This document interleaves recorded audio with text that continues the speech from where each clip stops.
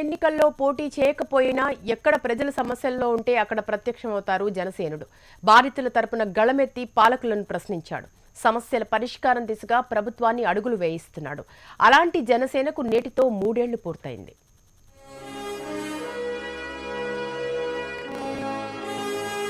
రాజ్యాధికారం కాదు, ప్రజల సమస్యల పరిష్కారమే లక్ష్యంగా 4వ సంవత్సరంలోకి అడుగుపెట్టింది జనసేన.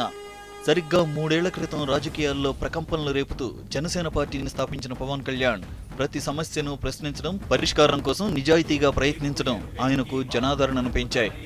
అప్పటి వరకు ఆయన్ని నటుడిగా ఇష్టపడిన వారు జనసేన ఆవిర్భావం తర్వాత కుల మతాలకు అతీతంగా అభిమానించడం మొదలుపెట్టారు.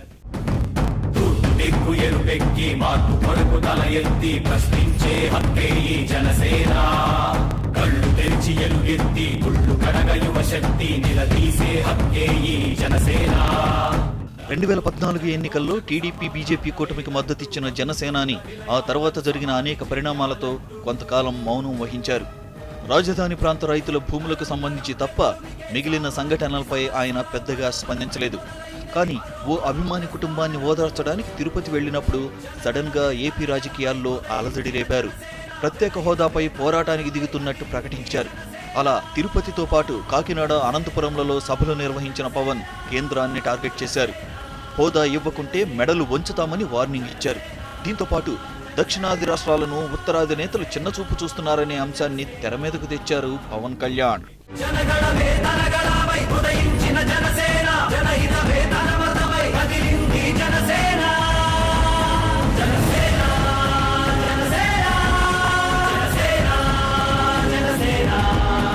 గడిచిన 3 ఏళ్లలో రాష్ట్ర వ్యాప్తంగా ఉన్న అనేక సమస్యలపై పవన్ గళమెత్తారు.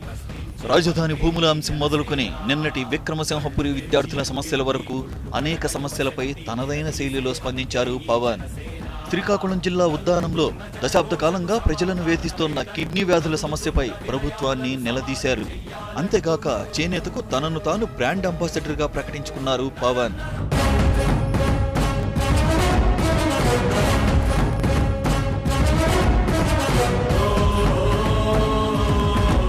ఇక 2019 ఎన్నికలే లక్ష్యంగా ముందుకు సాగుతున్నారు పవన్ కళ్యాణ్.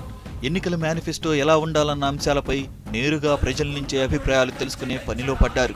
మరి రానున్న రోజుల్లో జనసేనాని అడుగులు ఏ విధంగా ఉంటాయో వేచి చూడాలి.